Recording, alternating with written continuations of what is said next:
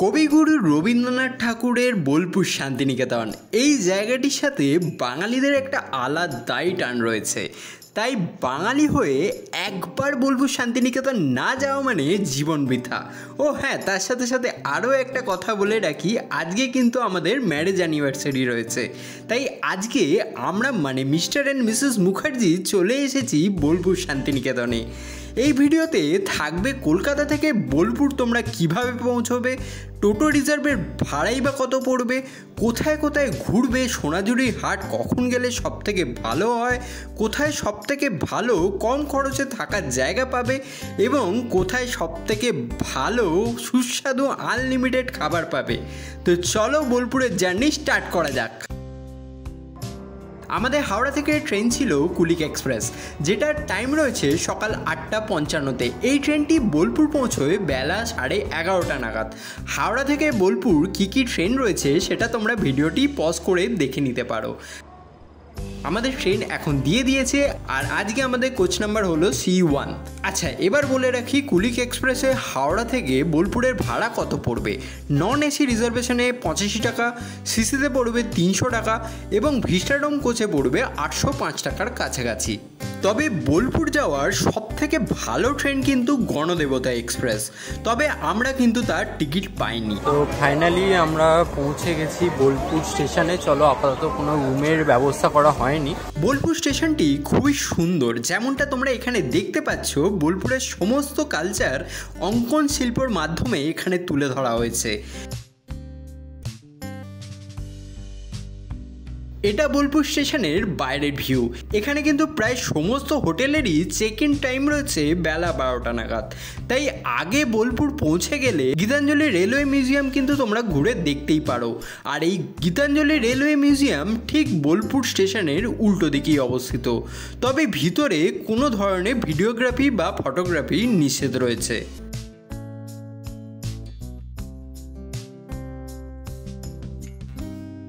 আর এই হলো টোটো স্ট্যান্ড। এটা ঠিক গীতাঞ্জলি মিউজিয়ামের পাশেই রয়েছে।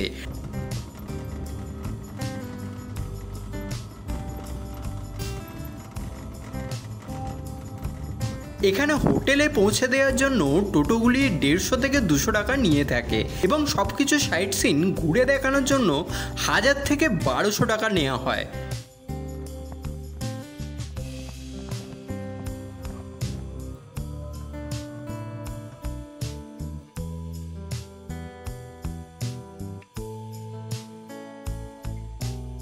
এখন আমরা চলেছি ভারত সেবাশ্রমের উদ্দেশ্যে।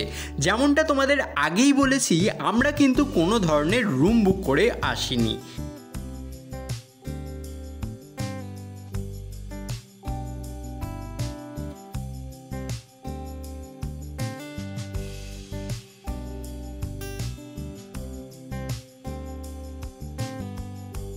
এখন আমরা পৌঁছে গেছি ভারত সেবাশ্রমে। তো চলো দেখা যাক রুম পাওয়া যায় কিনা। এখন আমরা রয়েছি ভারত সেবাশ্রমের ভিতরে। এটা ভারত সেবাশ্রমের মন্দির। আর এই ভারত সেবাশ্রম কিন্তু বিশাল একটা এরিয়া নিয়ে অবস্থিত। সামনে যেটা দেখতে পাচ্ছ এটা কিন্তু একটা ITI কলেজ, আর ওই দূরে যেটা দেখতে পাচ্ছ ওটাই কিন্তু ধর্মশালা। আর এটা একটা ছাত্রাবাস রয়েছে। আর মন্দিরের ঠিক পাশেই রয়েছে একটা স্কুল। এই কলেজ, স্কুল, ছাত্রাবাস সবই কিন্তু ভারত সেবাশ্রমের ক্যাম্পাস।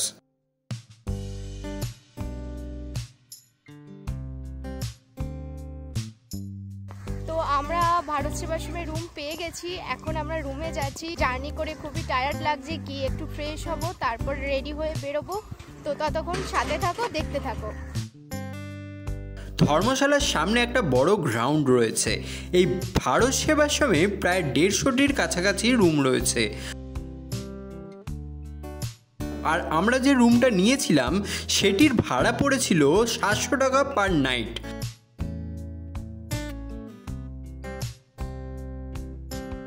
এবার চলো তোমাদের রুমের একটা ভিউ দেয়া যাক।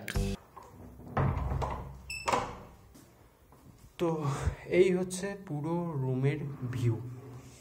এখানে একটা মিরর রয়েছে, আর এখানে একটা সিঙ্গেল বেড রয়েছে, আর এখানে একটা ডাবল বেড রয়েছে। ওকে, আর এখানে একটা টেবিল রয়েছে। আচ্ছা, জাগ দিয়ে যাওয়া হয়েছে এখানে। আর এখানে জামা কাপড় রাখার জায়গা রয়েছে। আচ্ছা, এখানে কিন্তু একটা গুড নাইট দেওয়া হয়েছে। তো আর এখানে একটা চার্জিং পয়েন্ট রয়েছে। আর বেডশিটগুলো দেখে বুঝতে পারছো খুবই পরিষ্কার, আর বালিশগুলো খুবই পরিষ্কার। আর তার সাথে সাথে কিন্তু ব্ল্যাঙ্কেটও দেওয়া হয়েছে এখানে। এই হচ্ছে ওয়াশরুম, গিজারও রয়েছে। এখানে একটা মিরর রয়েছে ছোট। আচ্ছা, এবার একটা জিনিস দেখাই, যেটা হচ্ছে এখানে একটা ব্যালকনি রয়েছে। আর এই ব্যালকনি থেকেই জাস্ট ভিউটা দেখো। এখানে কিন্তু এগুলো সব চাষের জমি, তোমরা দেখতে পাচ্ছ যত দূর চোখ যায় শুধু চাষের জমি। খুব সুন্দর একটা জায়গা, আর রুমটাও কিন্তু খুবই সুন্দর। আর এখানে একটা বসার জন্য চেয়ার দেওয়া হয়েছে। এই হচ্ছে চেয়ার।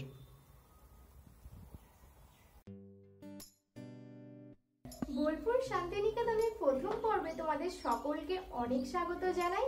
এতক্ষণ ধরে তো তোমরা দেখতেই পেলে যে আমরা বোলপুরে নেমে আগে ভারত সেবাশ্রম এলাম, তারপর রুম নিলাম, আর চেঞ্জ করতেও আমাদের অনেকটাই সময় লেগেছে। এখন ঘড়িতে প্রায় 1:30 বাজে।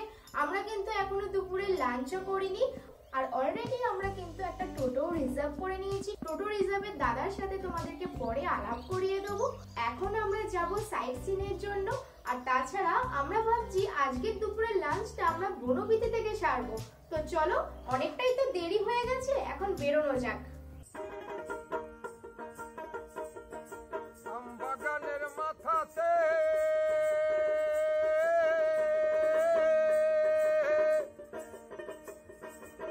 বাগানের মাথাতে ডাবুক ডাকে সাজেতে, আর কোকিল গুলো দিচ্ছে সুদূরে মনোয়া। আমি চলে যাব মা বাপের গান, আমি তোর মনে মন দেব না, তোর সঙ্গে আর যাব না।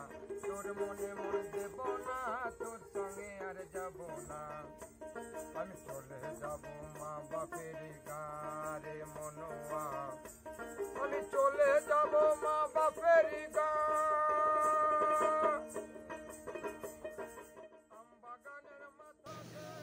আমরা বনবিথি পৌঁছে গেছি। আগে এই রিসেপশনে তোমাদের বিল করিয়ে নিতে হবে কি কি তোমরা মেনুতে চাইছো। এখানে ভেজ মিল 160 টাকা, এবং তার সাথে অন্যান্য নন ভেজ আইটেম অ্যাড করতে চাইলে এখানে তোমরা প্রাইসগুলো দেখে নিতে পারো।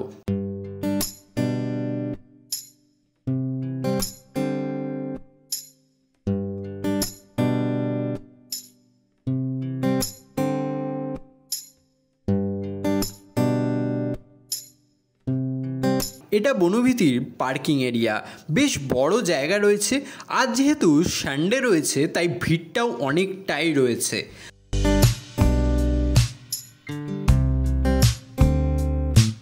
এখানে দেখলাম খাবার সার্ভিসের টাইমিং কিন্তু খুব ভালো, 10 থেকে 15 মিনিটের মধ্যেই আমাদের খাবার সার্ভ করা হয়েছিল।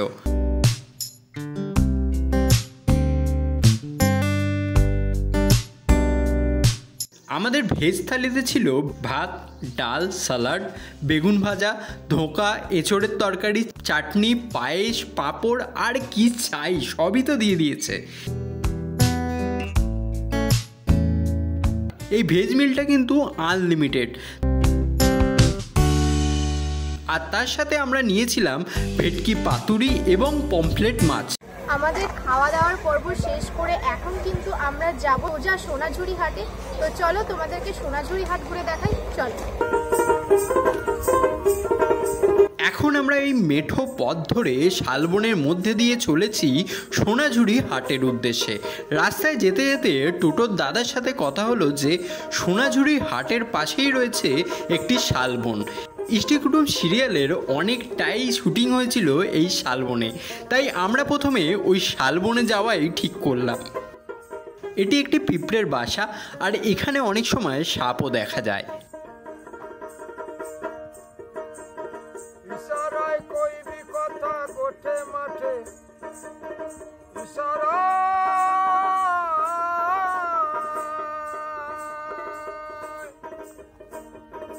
ইশারায় কইবি কথা গোঠে মাঠে, ওরে দেখিস যেন কেউ না শুনে, কেউ না বোঝে, কেউ না জানে, কিছুদিন মনে। বর্তমানে যে আমরা জায়গাটায় রয়েছি সেই জায়গাটা কিন্তু সত্যি প্রচুর সুন্দর। মানে এটা যতটা না ক্যামেরায় ধরা পড়ছে ততটা তোমরা সামনাসামনি এলে বুঝতে পারবে। এটা আসলে শালবন, এটা কিন্তু সোনাঝুরি হাটের লাগোয়াই অবস্থিত। আর একটা কথা তোমাদেরকে বলে রাখি, এখানে আচ্ছা তোমাদের কি কারোর ইষ্টি কুটুম সিরিয়ালটা মনে আছে? তো ইষ্টি কুটুম সিরিয়ালটাই কিন্তু এখানে অনেকটা শুটিং হয়েছিল। ভেতরে কিন্তু পলাশবনি বলে একটা গ্রামও আছে, যে গ্রামেই কিন্তু ইষ্টি কুটুমের শুটিং হয়েছিল।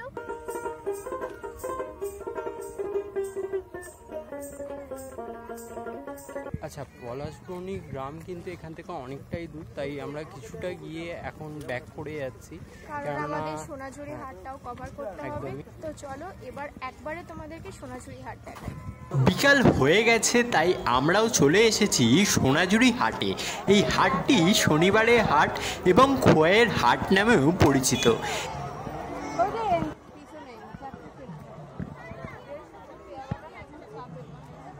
এই হাটটি বসে দুপুর 12টা নাগাদ এবং ততক্ষণ চলে যতক্ষণ দিনের আলো থাকে। বল কত করে বিক্রি করছিস? 20 টাকা করে। আচ্ছা, তোমরা কিন্তু যদি এই সোনাঝুরি হাটে আসো, যদি এই ভাইটাকে দেখতে পাও, তাহলে কিন্তু ভাইটার কাছ থেকে অবশ্যই নিও। এগুলো খুব সুন্দর জিনিস বিক্রি করছে মাত্র 20 টাকা করে। আগেতে এই হাটটি শুধুমাত্র শনিবার আর রবিবারই বসতো, এখন এই হাটটি সপ্তাহে 7 দিনই বসে। তবে সবথেকে জমজমাট হাট বসে এই 2 দিন, মানে শনিবার আর রবিবার।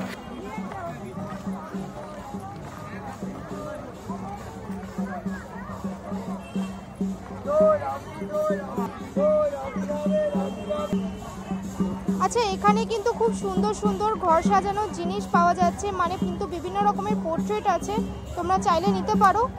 আর এখানে কিন্তু ঘর সাজানোর বিভিন্ন রকম জিনিস আছে।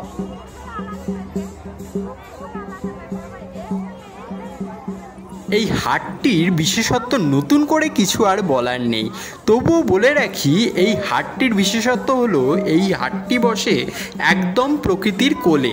আর এছাড়াও রয়েছে বাউল গান এবং আদিবাসী নৃত্য।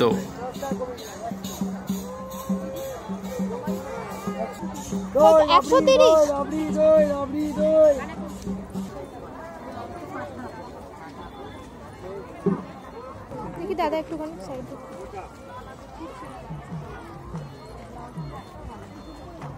কালকে বসে সেটা তুমি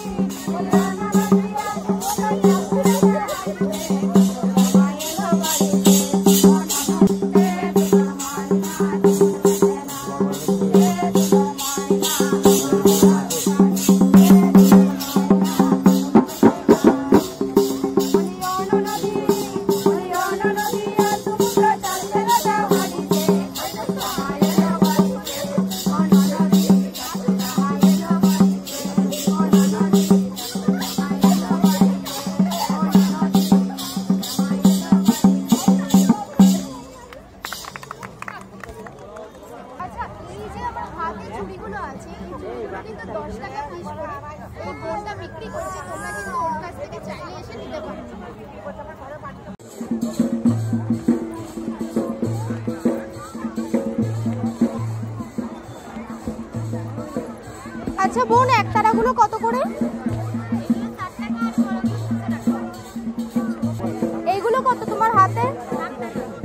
এটাও একটি হাট, সোনাঝুরি হাটের পাশেই এটা অবস্থিত। তবে এখানে দোকানের সংখ্যা অনেকটাই কম দেখলাম এবং ভিড়ও খুবই কম ছিল। তাই আমি আর কুন্তলিকা প্ল্যান করে নিলাম যে যা কিছু কেনাকাটি করার রয়েছে সবই এখান থেকে করে নেব।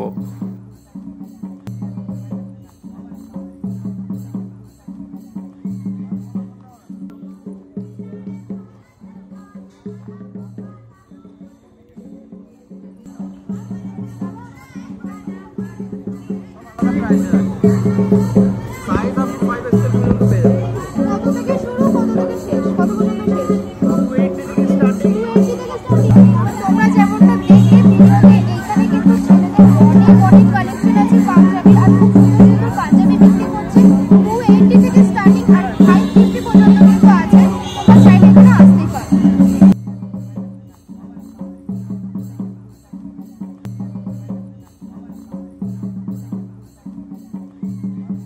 আমি কিন্তু অলরেডি শাড়ির ব্যাগ নিয়ে নিয়েছি কাকিমার কাছ থেকে। খুব সুন্দর সুন্দর শাড়ির কালেকশন আছে এখানে। তোমাদেরকে আমি বাড়ি ফিরে দেখাবো আমি কি কি শাড়ি কিনলাম এই কাকিমার কাছ থেকে। তোমরা কিন্তু অবশ্যই এই কাকিমার কাছ থেকে এসে শপিং করতে ভুলবে না। আমরা এখন আইসক্রিম খাবো। আচ্ছা, সোনাঝুরি হাট থেকে তো অনেক রকমের কেনাকাটি হলো, তো এবার আমরা যাব কিন্তু প্রকৃতি ভবনে। তো চলো দেরি না করে যাওয়া যাক প্রকৃতি ভবনের উদ্দেশ্যে। প্রকৃতি ভবনে পৌঁছে তো গিয়েছিলাম, কিন্তু ঘড়ি জানান দিচ্ছিল বিকেল 5টা বেজে গেছে। আর তার সাথে সাথে প্রকৃতি ভবনের গেটও কিন্তু বন্ধ হয়ে গেছে। মনটা একটু খারাপই হয়ে গিয়েছিল, কারণ আমাদের হাতে মাত্র আজকের দিনটাই টাইম রয়েছে। কাল দুপুর 1:40-এ আমাদের কলকাতা ফেরার ট্রেন রয়েছে, আর সকালের দিকে আমাদের অন্যান্য সাইট সিনগুলোও কভার করার আছে। যাই হোক, মন খারাপ করে এখন আমরা চলেছি 34 ফুট বুদ্ধের কাছে। আমরা পৌঁছে গেছি বোলপুরের 34 ফুট বুদ্ধের সামনে। জায়গাটি সত্যি খুবই সুন্দর একটি জায়গা, আর তার সাথে সাথে ভগবান বুদ্ধের মূর্তিটিও কিন্তু খুবই সুন্দর। বোলপুর এলে অবশ্যই এই 34 ফুট বুদ্ধের কাছে কিন্তু আসতে ভুলবে না।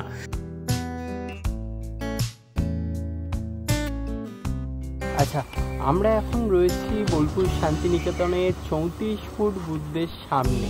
এটাও কিন্তু খুবই সুন্দর একটা জায়গা। তোমরা সামনে আসলে বুঝতে পারবে যে এই বুদ্ধ মূর্তিটি আসলে সত্যি 34 ফুট এবং কতটা সুন্দর একটা শ্বেত পাথরের মূর্তি।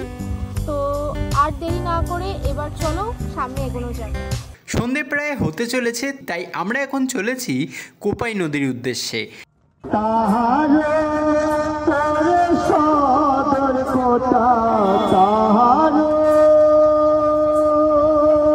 কবিগুরু রবীন্দ্রনাথ ঠাকুরের আমাদের ছোট নদী, আমরা তো ছোটবেলায় সবাই পড়েছি।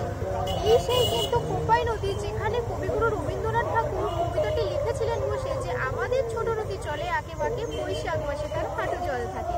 তো এই সেই কোপাই নদী, এটা কিন্তু আসল কোপাই নদী, কিন্তু এই নদীটার অবস্থা খুবই খারাপ। আমি এসে দেখছি খুবই নোংরা হয়ে গেছে এই নদীটা। আমরা আগামীকাল সকালে কঙ্কালীতলায় যাব, সেখানেও কিন্তু একটি কোপাই নদী রয়েছে, যেটা খুব সুন্দর করে বাঁধিয়ে তৈরি করা হয়েছে। তো চলো দেখা যাক। সত্যি কোপাই নদীকে দেখে খুব খারাপ লাগলো। আচ্ছা, আরও একটা কথা, এই কোপাই নদীর পাশেও কিন্তু একটি ছোটখাটো হাট বসে।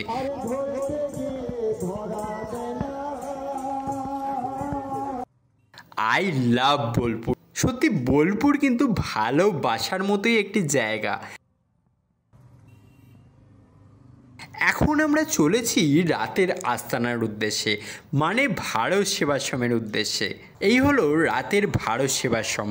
ভারত সেবাশ্রম পুরো ঘুরে দেখতে কম করে 1 থেকে 2 ঘন্টা লাগবে। আমরা যেটা বুঝেছিলাম, বোলপুর কিন্তু 1 রাত 2 দিনে কভার করা পসিবল নয়। এখানে কম করে 2 রাত কাটাতেই হবে।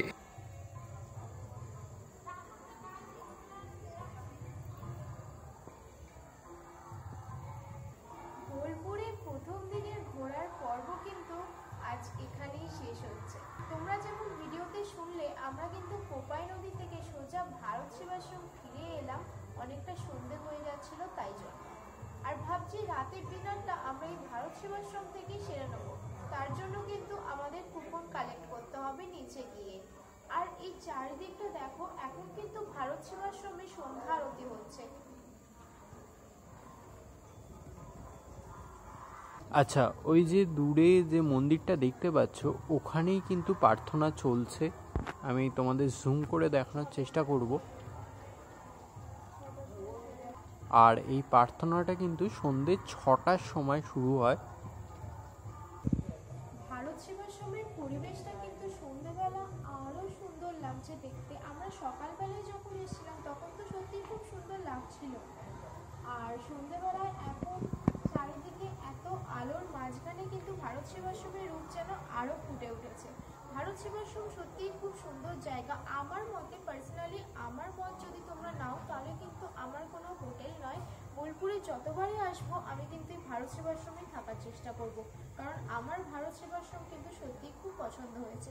আমার মতে এই হোটেলের অন্যান্য লাক্সারি রুমের তুলনায় এই ভারত সেবাশ্রমের স্বচ্ছ পরিচ্ছন্ন রুম আমার কাছে অনেক প্রিয়, কারণ সত্যি এই রুমগুলো কোনো অংশে হোটেলের রুমের থেকে পৃথক নয়। আর হোটেলের রুমের ভাড়া থেকে প্রায় অর্ধেক ভাড়াতে তোমরা এই রুম পেয়ে যাবে, সাথে কিন্তু খাওয়া দাওয়াও তোমরা পেয়ে যাবে চাইলে। হ্যাঁ, তবে একটাই কন্ডিশন, এই ভারত সেবাশ্রমে কিন্তু তোমরা আমিষ খাবার পাবে না, এখানে কিন্তু তোমরা নিরামিষ খাবার পাবে। আর ঠিক সন্ধ্যের সময় আমি যেখানে বসেছিলাম এই ব্যালকানিতে, এই ব্যালকানিতে তোমরা কিন্তু বসে সন্ধ্যার পরিবেশটা উপভোগ করতে পারবে। আমরা রাতে ডিনার সারার আগে ভারত সেবাশ্রমটা একটু ঘুরে দেখছিলাম।